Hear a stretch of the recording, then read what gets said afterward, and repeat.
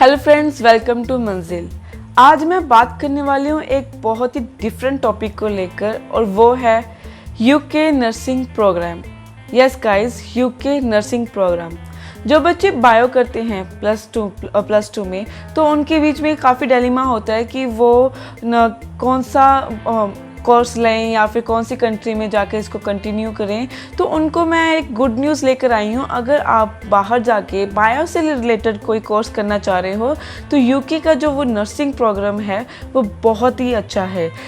आज की वीडियो में मैं आपके साथ डिस्कस करने वाली हूँ कि एडमिशन प्रोसेस क्या होगा, उसका क्राइटेरिया क्या होगा, जनरल प्रैक्टिस कैसे होगी, रजिस्टर्ड लाइसेंस कैसे मिलेगा इन NHS, that is national health services. जैसे कि आपको मालूम है कि बायो का सबसे प्रायोर जो सब्जेक्ट होता है वो है MBBS, बट MBBS के जो वो चार्जेस हैं वो यूके में बहुत ज़्यादा है, that is around 2.5 CR।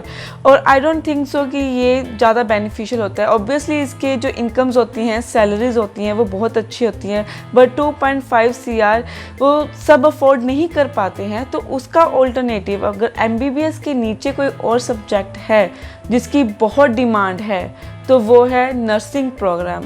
Nursing program की यूके में बहुत ज़्यादा डिमांड है और आप कह सकते हो एक बार नर्सिंग करने के बाद उनकी सैलरी भी बहुत अच्छी है।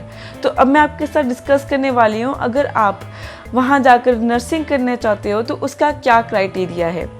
तो बेसिकली बड़ा सिंपल है, बहुत इजी है यूके जाकर नर्सिंग करना। उसके लिए आपके पास जो +2 का जो एकेडमिक स्कोर है वो अबव 60% होना चाहिए इन बायोलॉजी।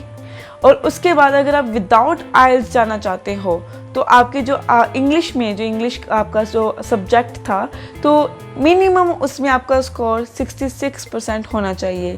वैसे यूके में जाकर अगर पढ़ना चाहते हो तो विदाउट आइल्स 60% मिनिमम कहा जाता है, but for particular nursing subject इसको मिनिमाइज किया गया है 66% को लेकर।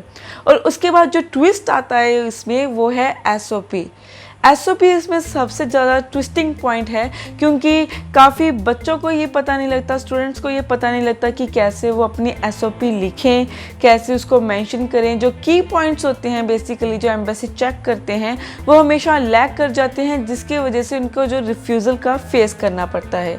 बट हमारा जो स्टाफ है वो SOP में एक काफ़ी वेल एक्सपीरियंस्ड है, उनको बहुत ज़्यादा एक्सपीरियंस है, तो वो बच्चों की हेल्प करते हैं जो वो लिखना चाहते हैं वो, और अपने एक्सपीरियंस के साथ वो की पॉइंट्स मेंशन करते हैं और उनकी जो SOP है वो इस लायक बन जाती है कि रिफ्यूज़ल के कोई चांसेस ना बने।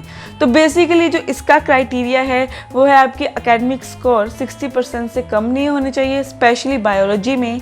उसके बाद अगर आप विदाउट आइल्स जाना चाहते हो तो उसमें आपके 66% होने चाहिए इन इंग्लिश सब्जेक्ट। और अगर आपने विद आइल्स अगर आपके 66% नहीं है आपके सब्जेक्ट में तो आपको आइल्स देना पड़ेगा, जिसमें मिनिमम रिक्वायरमेंट 6 बैंड की है।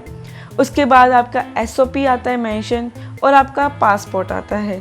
ये सब जो है कैटेगराइज किया गया है नर्सिंग के प्रोग्राम को लेकर और ये बहुत ईजी है। जब ये एक बार असेस हो जाते हैं उसके बाद जो है आपका अप्रूवल आ जाता है, आपको मिलता है कंडीशनल ऑफर लेटर मिलता है। कंडीशनल ऑफर लेटर जो है वो आपको यूनिवर्सिटी सेंड करती है, और एक बार जब कंडीशनल ऑफर लेटर मिल गया it means you are valid for nursing program in UK. But उसके बाद जो मेन टास्क आता है वो है इंटरव्यू। और जो नर्सिंग प्रोग्राम का जो इंटरव्यू है वो इजी नहीं है, या फिर कह सकते हैं कंप्यूटराइज्ड नहीं है, या फिर थ्योरेटिकल बेस नहीं है। इस 1 घंटे के इंटरव्यू में वो बच्चों को एनालाइज करते हैं, उनका पोजीशन एनालाइज करते हैं, उनके पेशेंस लेवल देखते हैं, और वो देखते हैं कि जो भी वो पेशेंट को डील करते हैं उनके सामने उनका माइंड सेटअप चेक करने के लिए जो भी वो देखते हैं कि क्या उनकी वजह से किसी पेशेंट को नुकसान तो नहीं पहुंचेगा। ये सब कुछ जो है वो देखते हैं। साथ के साथ जो मेन उन्होंने पॉइंट ऐड किया था इंटरव्यू में वो था एग्रेशन, कि स्टूडेंट्स का एग्रेशन पॉइंट कैसा है, किस लेवल पर आकर उनको एग्रेशन आता है या फिर अपने पेशेंस खो बैठते हैं। ये इंटरव्यू में सबसे ज़्यादा देखी गई चीज़ है। तो जो इंटरव्यू के पर्टिकुलरली पॉइंट्स हैं, ठीक है, आप जहाँ से भी अपनी फ़ाइल असेस करवाते हैं या फिर अपना यूके का नर्सिंग कोर्स में जाना चाहते हैं, तो वो आपको मेंशन करके बताते हैं कि आपको काम रहना है इंटरव्यू में। तो सबसे मेन पॉइंट इसका यही है कि यू शुड बी काम इन इंटरव्यू, और उसके बाद आप नर्सिंग के लिए वैलिड हो जाते हैं। ये तो है सारा प्रोसेस और क्राइटेरिया कि नर्सिंग के लिए आपको क्या चाहिए, क्या क्या बातें का एमएससी चेक करती है एक स्टूडेंट को एक नर्सिंग प्रोग्राम के लिए वैलिडेशन देने के लिए, और बहुत कुछ। और इसके अलावा जो मैं आपको मेन बताना चाह रही हूँ कि इसकी जो फ़ीस है वो है 12,700 पाउंड्स, मतलब 12,700 जो पाउंड है इसकी जो फ़ीस है। अगर आपकी 80% के ऊपर है तो इन्होंने स्कॉलरशिप क्राइटेरिया भी इंट्रोड्यूस करवाया है फॉर स्पेशली नर्सिंग प्रोग्राम्स। तो अगर आपकी 80% के ऊपर है तो आपको 3,000 पाउंड का जो है वो स्कॉलरशिप मिलता है। अगर आपके 70% के ऊपर है तो आपकी 2,000 पाउंड का जो है वो स्कॉलरशिप मिलता है, और अगर आपके 60% के ऊपर हैं तो आपको 1,000 पाउंड का स्कॉलरशिप मिलता है, और 60% के नीचे वाले तो इस कैटेगरी के लिए वैलिड ही नहीं होते। तो बेसिकली इसका जो टोटल कॉस्ट था वो 12,700 पाउंड था। तो अगर आपके 60% भी हैं तो आपका जो रह जाता है वो 11,700 पाउंड जो है वो आपकी टोटल कॉस्टिंग रह जाती है। अगर मैं इंडिया करेंसी के बारे में बात करूँ, इस कोड को अगर रेलिवेंट करूँ, तो मोस्ट अप्रॉक्सीमेटली 10.5 या 11 जो लाख है अब वो आपका नर्सिंग प्रोग्राम की फुल कॉस्टिंग है, ठीक है। और ये वेरी कर सकता है यूनिवर्सिटी टू यूनिवर्सिटी, हर यूनिवर्सिटी अपने अपने अलग होता है, पर ये ज़्यादा वेरी नहीं करता, सिर्फ इसी के अराउंड ही जो है ये कॉस्टिंग जो है इसकी घूमती रहती है। और इसके बाद मैं बात करना चाहूँगी कि काफ़ी यूनिवर्सिटीज़ क्या होती हैं कि किसी यूनिवर्सिटी में अगर आप नर्सिंग करते हो उसके बाद आपको रजिस्टर लाइसेंस लेने के लिए उनके वहाँ पे एक अलग से पेपर भी देना पड़ता है। बट मंजिल का काफ़ी यूनिवर्सिटीज़ के साथ ऐसा टाई अप है कि वो रजिस्टर लाइसेंस बेस्ड ही आपको नर्सिंग कोर्स प्रोवाइड करते हैं।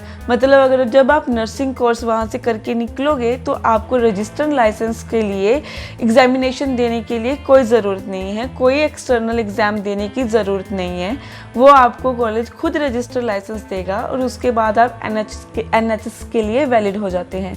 और वो यूनिवर्सिटीज़ कौन सी है उसके बारे में डिटेलिंग में आपको हमारे ऑफिस आकर डिस्कस करना पड़ेगा, और इसके रिलेटिव कोई भी जो प्रॉब्लम्स हैं या फिर प्रोग्राम्स हैं और इसका और criteria with respect to SOP या फिर इंटरव्यू को लेकर अगर कोई भी कन्फ्यूज़न है तो अभी आप हमारे ऑफिस में आकर ये डिलेमा क्लियर कर सकते हैं। ज़्यादा जानकारी के लिए नीचे के दिए नंबर पे कांटेक्ट भी कर सकते हैं या अपने ओरिजिनल डॉक्यूमेंट्स मेल भी कर सकते हैं। Thank you.